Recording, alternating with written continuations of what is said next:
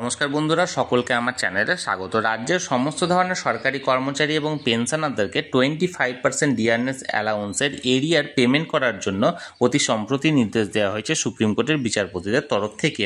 এবং এই নির্দেশ কবে থেকে কার্যকরী, কারা পাবেন না, কতটা পাবেন, কিভাবে ক্যালকুলেশন করবেন, সেই নিয়ে আমি একাধিক ভিডিও এই চ্যানেলে এর আগেই বানিয়ে রেখেছি। এবং এই সকল ভিডিওগুলিতে প্রায় কয়েকশো কমেন্ট করা হয়েছে এবং এই কমেন্টগুলিতে প্রচুর পেনশনার, প্রচুর ফ্যামিলি পেনশনার এবং তাদের নির্ভরযোগ্য নমিনিরা এবং এর পাশাপাশি বহু সরকারি কর্মী বিভিন্ন রকমের প্রশ্ন বা বিভিন্ন রকমের সমস্যা নিয়ে এই কমেন্টগুলি করেছেন।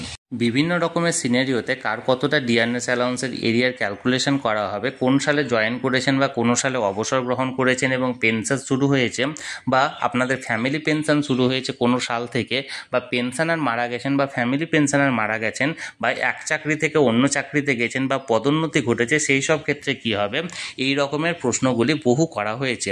আজকের ভিডিওতে আমি মূলত এই সকল বিষয়গুলি নিয়ে বিস্তারিত আলোচনা করব। ভিডিওটি অত্যন্ত গুরুত্বপূর্ণ, তাই প্রথম থেকে শেষ পর্যন্ত অবশ্যই ধৈর্য সহকারে দেখবেন এবং ভালো লেগে থাকলে অবশ্যই একটি লাইক করবেন এবং সকলের সঙ্গে শেয়ার করবেন। আর সেই সাথে এই চ্যানেলে যদি প্রথমবার হয়ে থাকেন এই রকমের ইনফরমেটিভ ভিডিও আরও দেখার জন্য যারা এখনও পর্যন্ত এই চ্যানেলটিকে সাবস্ক্রাইব করেননি তারা অবশ্যই চ্যানেলটিকে সাবস্ক্রাইব করে দিতে ভুলবেন না। তাহলে চলুন আমরা বিস্তারিত জেনে নিই। আমরা জানব এই একটা সময় আপনারা মনে রাখুন যে 1 এপ্রিল 2008 থেকে 31/12/2019 পর্যন্ত, অর্থাৎ 1 এপ্রিল 2008 থেকে 31/12/2019 পর্যন্ত এই সময়কালটা ছিল পঞ্চম বেতন কমিশনের আন্ডারে এবং এই 25% ডিআরএস অ্যালাউন্সের যে কোনো বিষয় এই সময়ের মধ্যে প্রযোজ্য হবে। এবার প্রথম যে সিনারিও, সে প্রথম সিনারিওটা হচ্ছে, ধরুন 1/4/2008 অর্থাৎ 1 এপ্রিল 2008-এ আগে যারা অবসর নিয়েছেন তাদের ক্ষেত্রে কি হবে। প্রথম কথা হচ্ছে 1/4/2008-এর আগে যে কোনো বছর, সে আপনি 1995 হোক বা 1999 হোক বা 2000 হোক বা 2003 হোক, যে কোনো বছরে আপনি অবসর নিয়ে থাকুন না কেন, আপনারা এই 25% ডিআরএস অ্যালাউন্স আপনারা পাবেন এরিয়ার হিসাবে। এবং সেটা 1/4/2008 থেকে যতদিন পর্যন্ত আপনারা জীবিত আছেন বা যতদিন পর্যন্ত আপনারা পেনশন পেয়েছেন ততদিন পর্যন্ত আপনাদের পেনশনার হিসাবে কিন্তু এখানে ক্যালকুলেশনটা করা হবে। অর্থাৎ এক্ষেত্রে আপনাদের যে এরিয়ারটা ক্যালকুলেশন করা হবে সেটা পেনশনার হিসাবে। আশা করি আপনারা বিষয়টি বুঝতে পেরেছেন। এবার দ্বিতীয় যে বিষয়টি নিয়ে আলোচনা করব সেটা হলো, ধরুন আপনার 1/4/2008 অর্থাৎ 1 এপ্রিল 2008-এর আগে আপনারা ফ্যামিলি পেনশন শুরু হয়েছে, অর্থাৎ মূল পেনশনারের মৃত্যু ঘটেছে 1/4/2008-এর আগে এবং তার নির্ভরযোগ্য কোনো স্ত্রী বা তার ছেলে মেয়ে কেউ ফ্যামিলি পেনশন পাচ্ছেন। এবং এক্ষেত্রে কি হবে, এক্ষেত্রে তারা অর্থাৎ সেই নির্ভরযোগ্য ডিপেন্ডেন্ট ফ্যামিলি পেনশনারও এক্ষেত্রে 25% ডিআরএস অ্যালাউন্সের এরিয়ারটা পাবে এবং তাদের ক্ষেত্রে 1/4/2008 থেকে এই ক্যালকুলেশনটা শুরু হবে ফ্যামিলি পেনশনার হিসাবে। আশা করি বিষয়টি বুঝতে পেরেছেন। অর্থাৎ 1/4/2008-এর আগে যদি আপনাদের পেনশন শুরু হয়ে থাকে তাহলে পেনশনার হিসাবে ক্যালকুলেশন হবে, আর 1/4/2008-এর আগে যদি আপনাদের ফ্যামিলি পেনশন শুরু হয়ে থাকে তাহলে সেক্ষেত্রে আপনাদের ফ্যামিলি পেনশনার হিসাবে এই 25% ডিআরএস অ্যালাউন্সের ক্যালকুলেশনটা করা হবে। এখানে বিষয়টি পরিষ্কার করা গেছে। এবার আমরা 3 নম্বর সিনারিওর দিকে চোখ রাখব।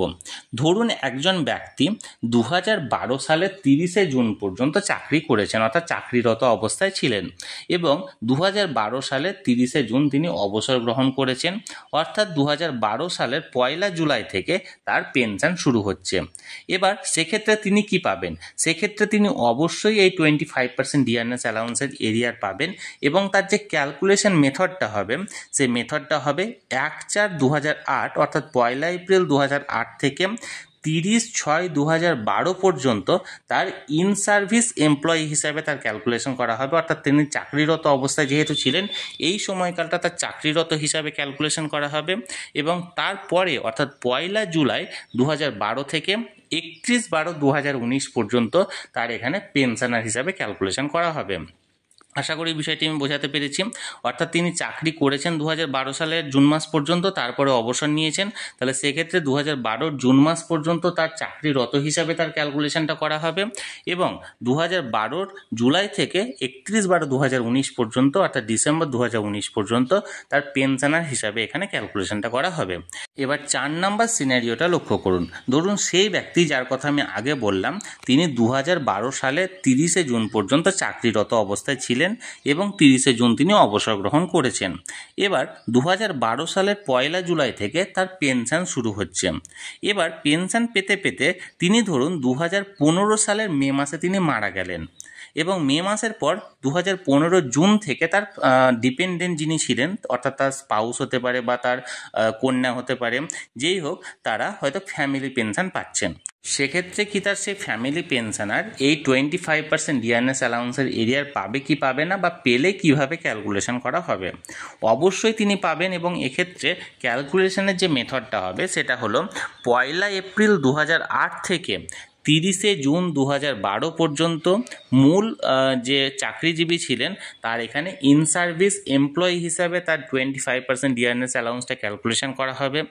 এরপর 1 জুলাই 2012 থেকে 2015 মে পর্যন্ত যে সময়কাল তিনি বেঁচে ছিলেন এখানে পেনশনার হিসাবে ক্যালকুলেশন করা হবে। এরপর 2015 জুন থেকে 31/12/2019 পর্যন্ত যে সময়কালটা ফ্যামিলি পেনশন শুরু হয়েছে সেই সময়কালটা ফ্যামিলি পেনশনার হিসাবে এক্ষেত্রে ডিয়ারনেস অ্যালাউন্সের ক্যালকুলেশনটা শুরু হবে বা ডিয়ারনেস অ্যালাউন্সের ক্যালকুলেশনটা করা হবে। আশা করি বিষয়টি আমি বোঝাতে পেরেছি। অর্থাৎ এক্ষেত্রে ধরুন তিনি 2012-তে অবসর নিয়েছেন, 2015-তে মূল যে এমপ্লয়ি মারা গেছেন এবং ফ্যামিলি পেনশনার পেনশন পাচ্ছেন, তাহলে সেক্ষেত্রে কি হবে? সেক্ষেত্রে 3টি মেথডে হবে। 2012 জুন পর্যন্ত ইন সার্ভিস এমপ্লয়ি হিসাবে, 2015 মে পর্যন্ত পেনশনার হিসাবে এবং 2015 জুন থেকে 2019 ডিসেম্বর পর্যন্ত ফ্যামিলি পেনশনার হিসাবে তিনি পাবেন। আশা করি বিষয়টি আমি বোঝাতে পেরেছি। এবার 5 নম্বর সিনারিওটা লক্ষ্য করুন। এই 5 নম্বর সিনারিও সংক্রান্ত প্রচুর কমেন্ট আমার আগের ভিডিওগুলিতে করা হয়েছে। ধরুন একজন ব্যক্তি 2012 সালের 31শে মার্চ পর্যন্ত চাকরি করেছেন এবং 31শে মার্চ তিনি অবসর গ্রহণ করেছেন। এরপর 1 এপ্রিল 2012 থেকে তার পেনশন শুরু হয়েছে। এরপর তিনি 2014 সালের জুন মাসে তিনি মারা গেছেন। এরপর 2014 জুলাই মাস থেকে, অর্থাৎ জুলাই মাসের 1 তারিখ থেকে ধরুন ফ্যামিলি পেনশন শুরু হয়েছে। তারপর এই ফ্যামিলি পেনশনারও 2018 সালের ফেব্রুয়ারিতে ধরুন মারা গেছে। তাহলে সেক্ষেত্রে কি তার কোনো উত্তরাধিকারী অর্থাৎ লিগ্যাল হেয়ার কি এক্ষেত্রে বা নমিনি এক্ষেত্রে কি এই বকেয়া ডিয়ারনেস অ্যালাউন্সের এরিয়ারটা পাবে? অবশ্যই পাবে। এক্ষেত্রে কিভাবে ক্যালকুলেশনটা হবে? মার্চ 2012 পর্যন্ত এক্ষেত্রে ইন সার্ভিস এমপ্লয়ি হিসাবে ক্যালকুলেশন হবে। এরপর 1 এপ্রিল 2012 থেকে 2014 সালের জুন মাস পর্যন্ত ক্যালকুলেশন হবে পেনশনার হিসাবে। এরপর 1 জুলাই 2014 থেকে 2018 ফেব্রুয়ারি পর্যন্ত ফ্যামিলি পেনশনার হিসাবে এক্ষেত্রে ক্যালকুলেশন হবে এবং তারপর যে পুরো অ্যামাউন্টটা হচ্ছে সেই অ্যামাউন্টটা যিনি লিগ্যাল হেয়ার বা যিনি নমিনি ছিলেন, ফ্যামিলি পেনশনারের নমিনি ছিলেন, সেই ফ্যামিলি পেনশনারের নমিনিকে এখানে ট্রান্সফার করে দেওয়া হবে। আশা করি বিষয়টি আমি বোঝাতে পেরেছি।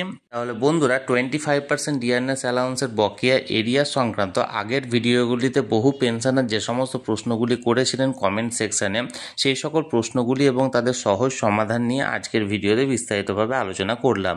আপনাদের যদি আরও কোনো প্রশ্ন থাকে বা আরও কিছু জানার থাকে অবশ্যই কমেন্ট করতে ভুলবেন না।